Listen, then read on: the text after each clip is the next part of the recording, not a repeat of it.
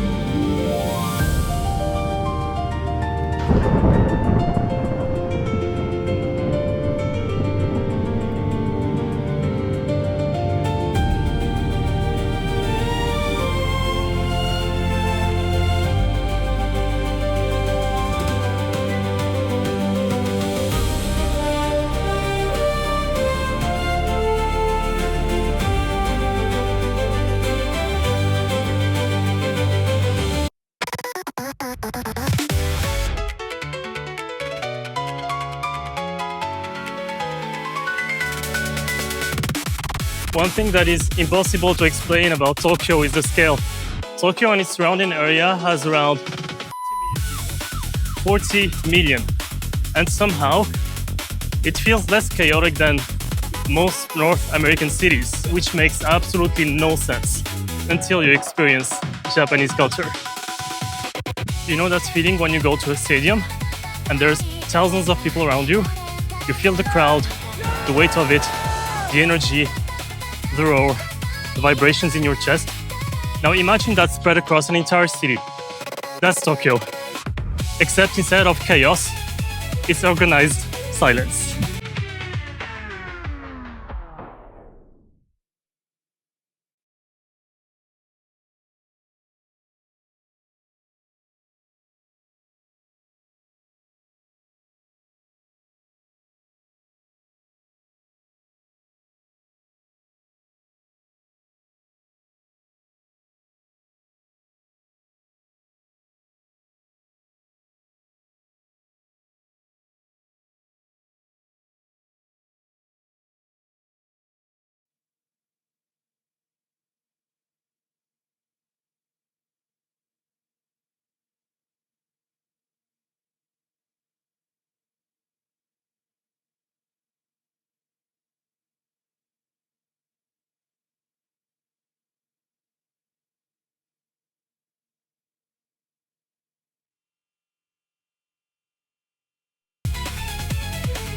This was probably the biggest culture shock for me. Silence. You can stand inside the packed Tokyo train with hundreds of people and hear almost nothing. No one yelling, no loud phone calls, no TikToks, no bro from the back of the train, nothing. In fact, talking on the phone is heavily frowned upon, and people actually respect it. Everyone just moves from point A to point B quietly. And because companies in Japan often pay for employee commuting costs, people actually use public transit.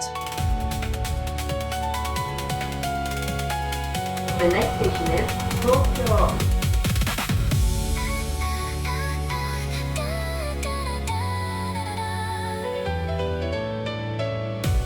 Let's speak about trains. Tokyo has around 290 stations, over 55 train lines, which are operated by 13 different companies. This sounds absolutely terrifying until you realize it works really, really well. I mean, look at this map. This thing looks less like transportation and more like somebody dropped ramen noodles on a circus board. Alright, you took the train in Tokyo, you've been walking forever. Now you need the washroom. Congratulations. You are about to experience one of Japan's greatest engineering achievements.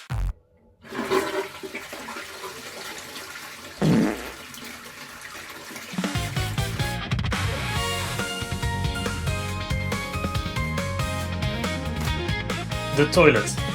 And I'm not exaggerating. Every station has tons of washrooms, and somehow they are cleaner than most washrooms in people's homes.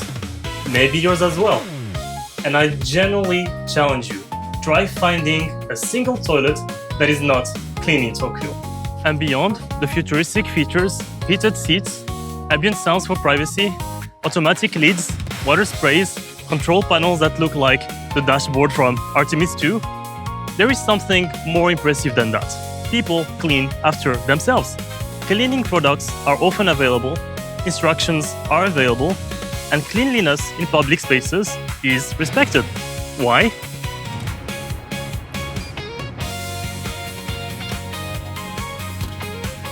Because Japanese children learn this from the first year of school, at 6 years old.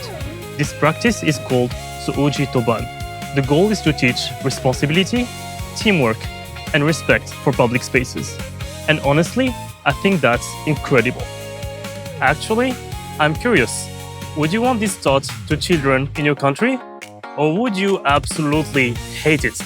Let me know in the comments.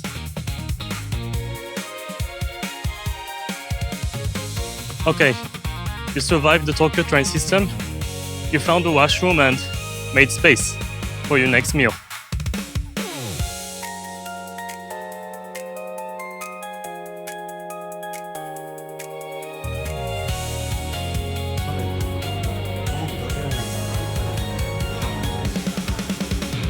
Now you're hungry.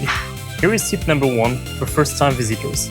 If you're waiting for the waiter to come, you may be waiting here until next Christmas. And the magic word is Sumimasen, which basically means, excuse me. Because in Japan, waiters don't come every 4 minutes asking how is everything right when you take the biggest bite of your life. Instead, they come when you actually need them.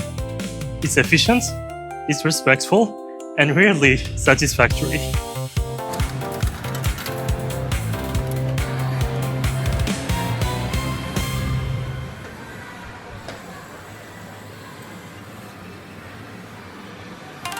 Now, imagine, the service was incredible, a 10 out of 10. You want to leave a tip? Seriously? Don't. Avoid leaving a tip in Japan. Japanese culture has a strong sense of duty and pride in doing the job well.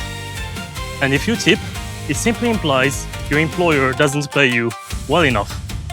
So the best way to respect culture is actually just saying thank you, gochisu sama deshita, and that's it.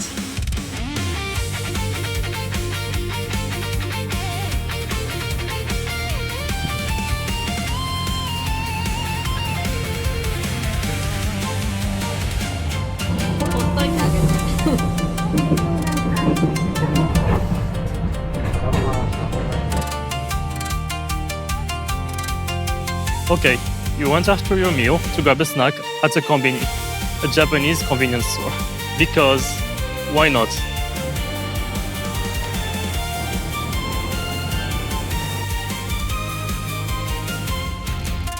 By the way, konbinis are not just like a typical convenience store. Amazing snacks, hot meals, microwaves at your disposal, they are the perfect recipe to gain yummy calories.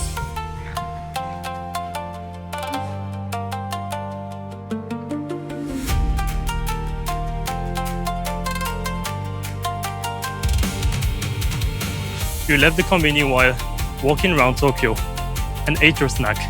And now, you are looking for a garbage can. Good luck, because Tokyo has almost no garbage cans. And yet, there's almost no garbage on the streets, which sounds impossible. But then again, it comes back to responsibility. People simply carry their trash home, sort it carefully, recycle it properly, and everyone contributes to keeping the city clean. That's why Tokyo feels different.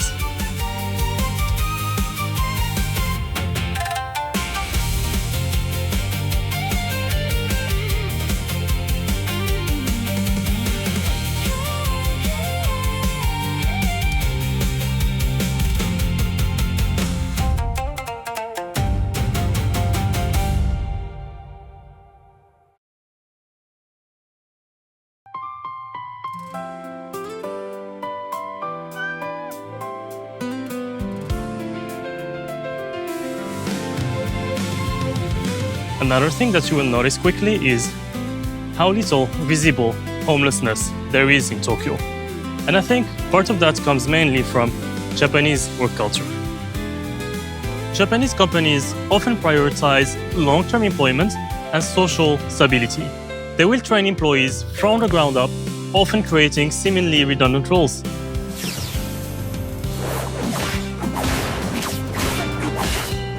And they will avoid layoffs at all costs. Now, I'm not saying that Japanese work culture is perfect, far from it. But this video is more about what makes Japan unique. And one thing that Japan does best is harmony and social cohesion.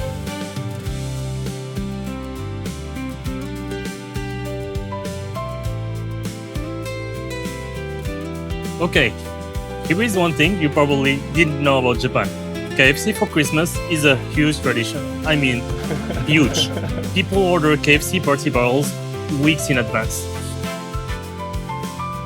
Imagine telling to someone in North America that Christmas is ruined because we didn't reserve KFC fried chicken during the first 2 weeks of December. And here is another interesting fact. Christmas celebration in Japan is for couples, not families. And if you don't have a partner, then you celebrate with your friends. Honestly, I find KFC for Christmas a bit crunchier and kind of refreshing.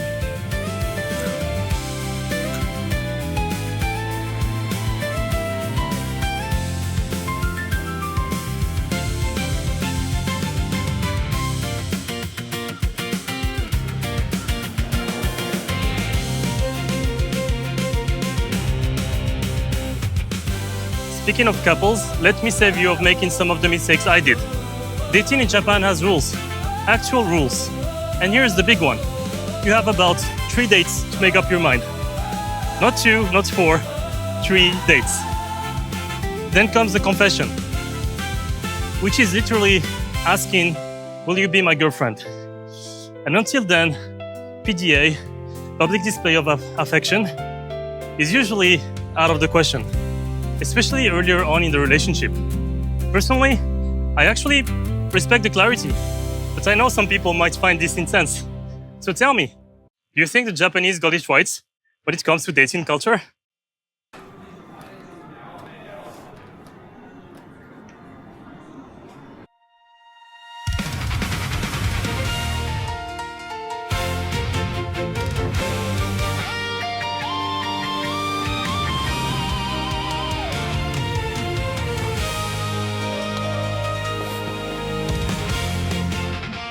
One thing that constantly impressed me in Japan was engineering for everyday life. Not giant flashy inventions, small solutions, tiny improvements that make every day smoother. For example, you know yogurt lids and how yogurt always sticks underneath them? Well, Japan solved for that. Non-stick yogurt lids. Problem eliminated. Then bathtubs that can fill up automatically and keep warm. And you can select the exact temperature. And you can set everything from the kitchen. Then self-heating meals, bento boxes, self-opening lids, packaging. Someone already thought of every tiny inconvenience and fixed it. And the reaction I often have in Japan is, why doesn't everybody do this?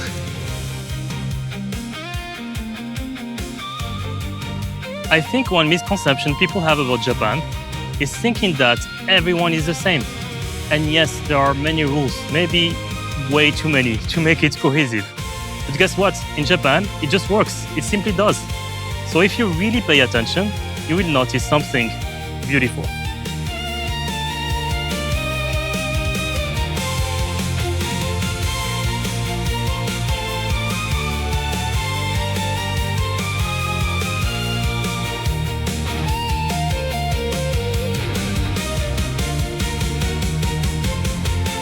People express individuality in subtle ways. Fashion, style, interests, art, music, personality. Tokyo might honestly be the most stylish city I've ever seen. And when you get to know Japanese people, beyond the public face, beyond the tatemae, you discover incredibly unique individuals.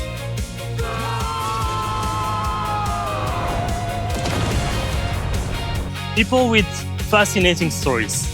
And honestly, I feel lucky because marrying into a Japanese family allowed me to experience Japan beyond tourism. Not just seeing Japan, but living with Japanese people, eating with families, spending time with friends, understanding social codes, seeing Japan from the inside. And that perspective is exactly why I wanted to make this video. What do you think? Is there anything you found surprising? Anything you disagree with, or maybe something that you experienced differently in Japan? Let me know in the comments below. And if you enjoyed this video, or maybe learned anything new, make sure you smash that like button and hit subscribe. And until next time, mata ne.